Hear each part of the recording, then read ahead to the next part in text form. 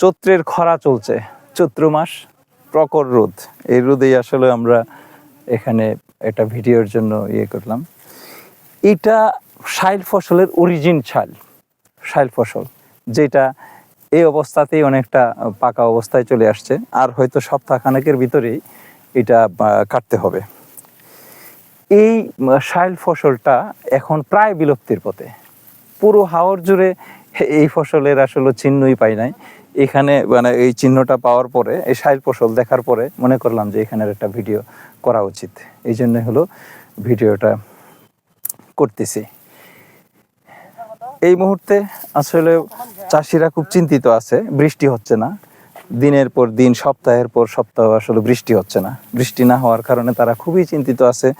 Natural বৃষ্টিটা যেরকম একটা সতেজ অবস্থা ধারণ করে মাঠ, সেটা আসলে আর্টিফিশিয়াল যে পানি দেওয়া হচ্ছে সেই ক্ষেত্রে কিন্তু সেটা হচ্ছে না আসলে, যার জন্য চাষিরা চিন্তিত।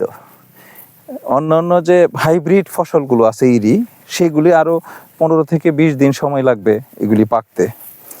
চাষিরা সেই ভরসাতেই আছে, হয়তোবা বৃষ্টি হবে, তারা এই আশা নিয়ে আছে যে অচিরে হয়তো বৃষ্টি হবে। আর এই বৃষ্টি না হওয়ার কারণে যেটা হচ্ছে, খরচটা প্রচুর বেড়ে যাচ্ছে। সেচের জন্য কেরোসিন নিতে হচ্ছে, তাদের খরচটা অনেক বেড়ে যাচ্ছে। এটাও একটা চিন্তার বিষয়। যদি বৃষ্টি হতো তাহলে তাদের এই খরচটা নাগালের ভিতরে চলে আসতো। তারা আশা বেঁধে আছে। আপনারা সবাই জানেন হাওরে একটা মাত্রই ফসল, সেই ফসলের উৎপাদন দিয়ে তাদের জীবন জীবিকা নির্বাহ করতে হয়, ভরণ পোষণ করতে হয়, বাচ্চাদের স্কুলে পড়াশোনা করতে হয়। সমস্ত কিছুই তাদের এই এক ফসলের উপরেই নির্ভর করে, এই এক ফসলের ধান চাষের উপরে নির্ভর করে। আরেকটা হাওরের একটা বৈশিষ্ট্য হলো, এখানে ধান চাষের ক্ষেত্রে চাষিরা খুব উদ্বুদ্ধ হয়। এখানে অন্য অন্য সবজি বা অন্য অন্য শস্যর ক্ষেত্রে সেই আগ্রহটা তাদের থাকে না, শুধু ধান চাষের উপরেই তারা নির্ভরশীল থাকে। আমরা আশা করব একটা বৃষ্টি হবে, মানুষ চাচ্ছে একটা বৃষ্টি হবে।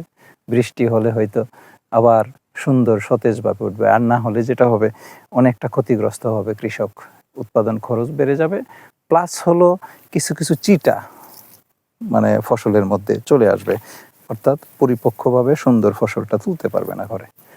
আশা করি অচিরেই বৃষ্টি হবে। আল্লাহ তাআলা সেই তৌফিক দান করুন, বৃষ্টি হোক। খুদা হাফেজ, সবাই ভালো থাকেন।